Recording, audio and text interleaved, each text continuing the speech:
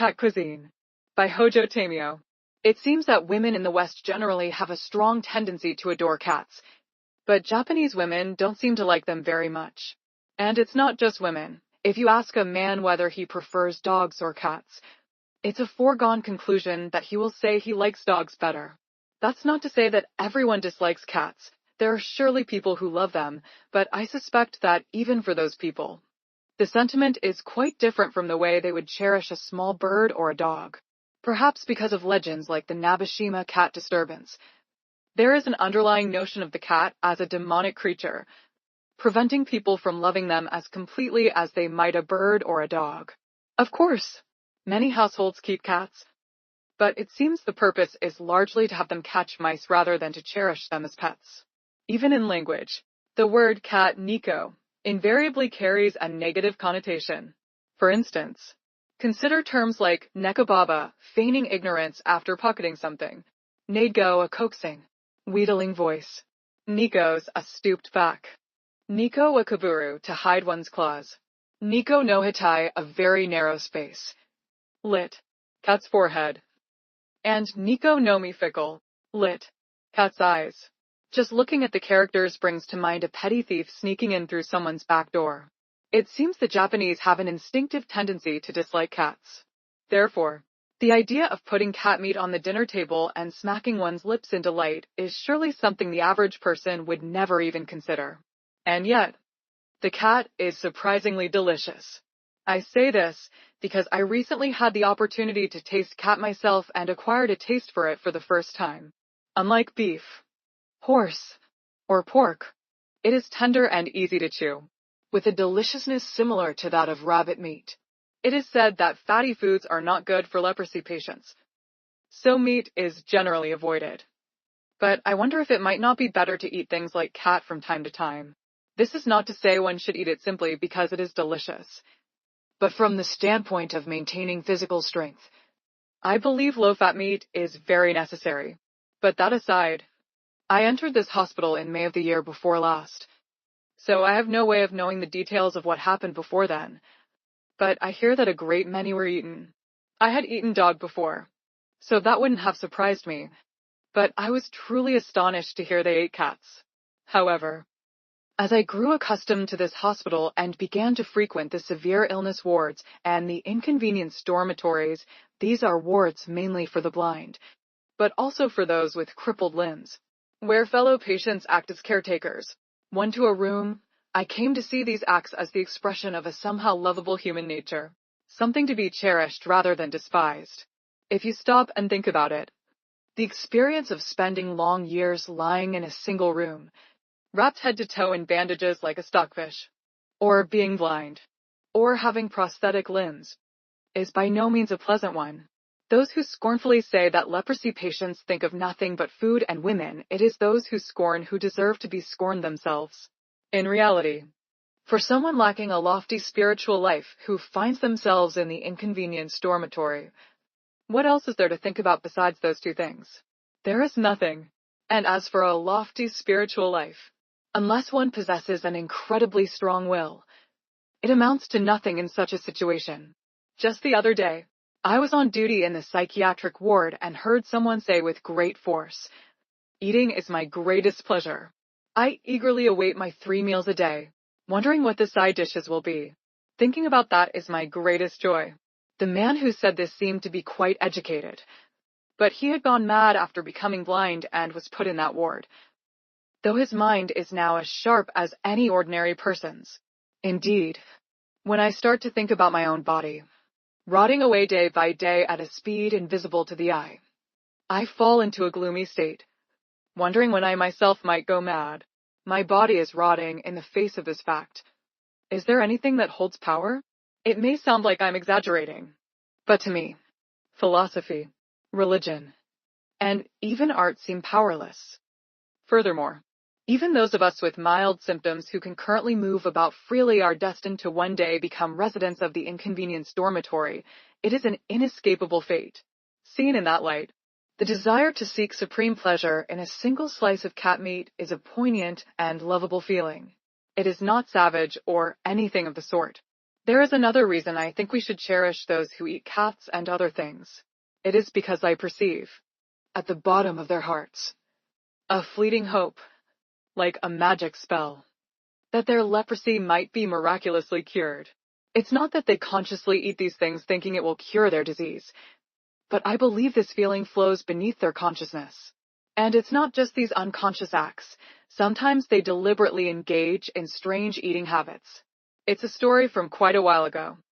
But there was a rumor that a certain Korean patient had swallowed a lizard whole. I don't know if it's true or false, as I didn't see it myself. But it seems safe to say it was a fact. I was quite close with this person and once listened to his life story late into the night. I intend to ask him about it directly the next time I see him. He was a laborer. And one day, while repairing the roads in the hospital grounds, the men were discussing their illness. One of them said that if you swallow a live lizard whole, your disease will be cured instantly. It's not that he believed the words at face value, but he apparently put it into practice at once. At first, he tried to swallow it from the tail, but it was long and kept wriggling, so it didn't go well. Next, he suddenly gulped it down from the head. What if he had died from such a reckless act? But such advice is meaningless. I might die, and it's fine if I do, but just maybe, my disease will be cured. I can understand this feeling of gambling with one's life. Given these circumstances, eating a cat here is a commonplace, everyday affair. Of course, it would be a great mistake to think we eat cats every day. We don't eat them that often. Women, however, are quite superstitious, and I have yet to hear of a cat being eaten in the women's wards. The other day, we procured a red dog and tried to make wankatsu dog cutlets instead of tonkatsu pork cutlets to have a female friend try it, but she absolutely refused to eat it. The cat I ate was a plump tabby that looked to be about 5 can, approximate 18.75 kilograms, which had been caught in a deadfall trap by the chicken coop. It was a stray cat that had been constantly raiding the coop, and we were at our wits' end. I certainly had no thought that my illness might be cured, but I had heard so many times how delicious it was that I thought I would take this opportunity to try it. The chicken coop is right next to the dormitory where I live, and about 800 chickens are currently being raised there. The raising is, of course, part of the patient's work. The eggs and the milk from the cow sheet are the best sources of nutrition given to the patients in the severe illness wards. Because these important chickens were being stolen night after night, we set up a deadfall trap. And the next morning, that plump cat was caught in it. A deadfall trap, a baton, is a bit difficult to explain in writing, but in short, the cat's favorite food is hung inside, and as soon as it touches it, a thick plank weighted with a large stone comes crashing down from above. It's probably called a baton because it falls with a baton sound, being crushed under a thick plank. The cat naturally becomes as flat as a board. The one I ate was also flattened in the middle. When I touched it with my finger, it was cold and had a strange texture, both mushy and hard at the same time, a truly unpleasant feeling. And yet, its eyes were wide open in a glare, making it terribly eerie. I thought it must have been incredibly painful to be crushed by that heavy, weighted plank. But everyone else was laughing and saying things like, "What a fat one. This thief cat. So fat.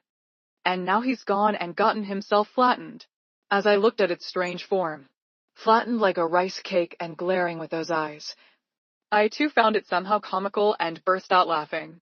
I should mention this in passing, but for some reason, I have developed a habit of finding that the more profound or gruesome something is, the more comical it starts to seem. A scene so moving it makes one cry is invariably comical in its outward appearance. And when I look at people's faces, the deeper their suffering has been, the more comical they appear to me. I know that using a word like comical in this context might sound like I'm joking and doesn't quite hit the mark, but there seems to be no other word that can properly express my feeling.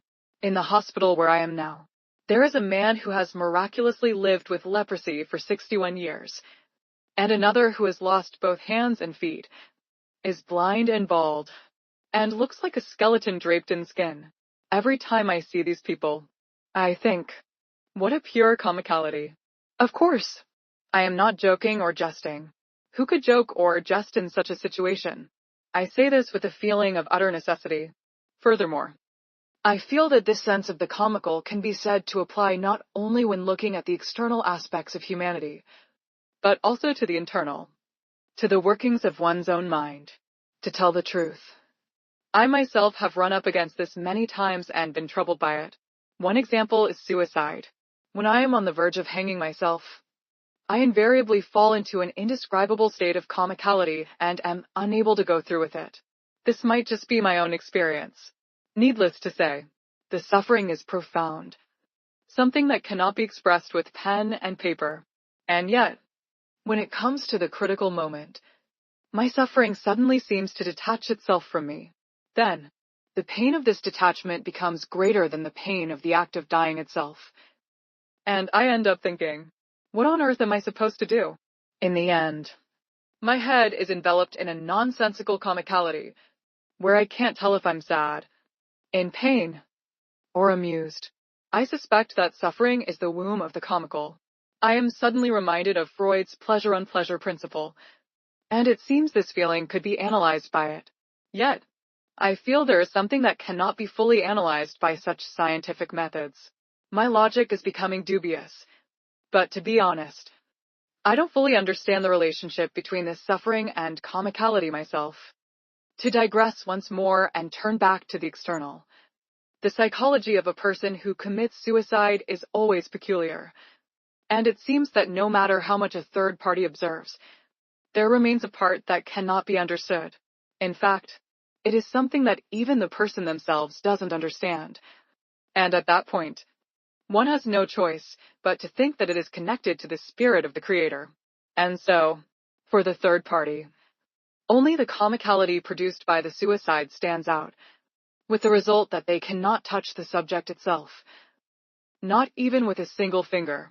In the case of the cat, it is of course not suffering but eeriness. Yet there too, a comicality lies hidden. Now, about the cat meat. Just like dogs, cats emit an indescribable foul odor right after being killed, making them inedible for a while. It's a smell like rot, or something raw, or earthy, or greasy, and yet none of those, a disgusting smell that can only be described as cat smell, and it's simply not something one can eat. However, if you bury it in the earth for 2 to 3 days and then take it out, the smell is completely gone. Once it's prepared, it wouldn't be the least bit strange if the President of the United States himself were to purr with delight over it. When eeriness reaches the point where it takes on a comical flavor, one can no longer just call it eerie. It becomes a kind of ghastly intensity, like the eyes of the dead cat. It's impossible to skin it with the head still attached. So, first and foremost, the head must be removed. After much thought, I wrapped the head in newspaper and, with a single effort, finally cut it off. The rest was easy.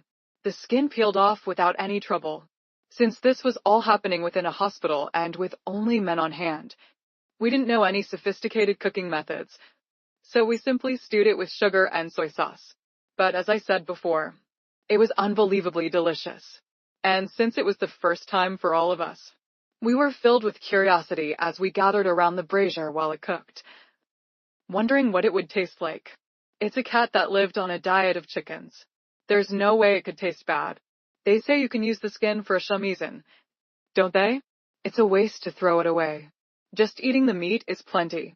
Don't be greedy. It's only because I got leprosy that I get to eat cat. As it came to a rolling boil, we would grab at the steam to try and smell it, or pick out a piece that was still reddish and not fully cooked. The anticipation was immense.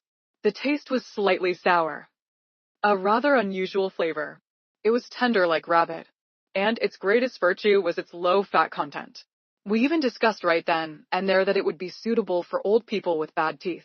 We later lamented that if only we had a skilled cook, we could have eaten it in a more delicious way. Afterwards, I thought about it deeply. How foolish human beings are to have not eaten something so delicious until now, simply because they find it unpleasant.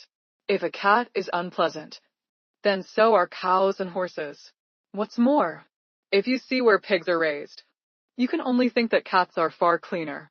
In our own lives, too, pleasure can only be obtained after passing through despair.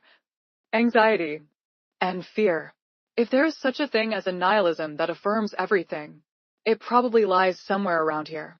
Either you deny everything, or you affirm everything. I don't think nihilism can exist in any other way. Even enlightenment is unthinkable outside of such a nihilism. When it comes to this, I cannot help but think that the only path to save human beings to save lepers, is the path that leads to nihilism. What I call comical, though I don't fully understand it myself, must be this nihilism that arises in a fleeting moment.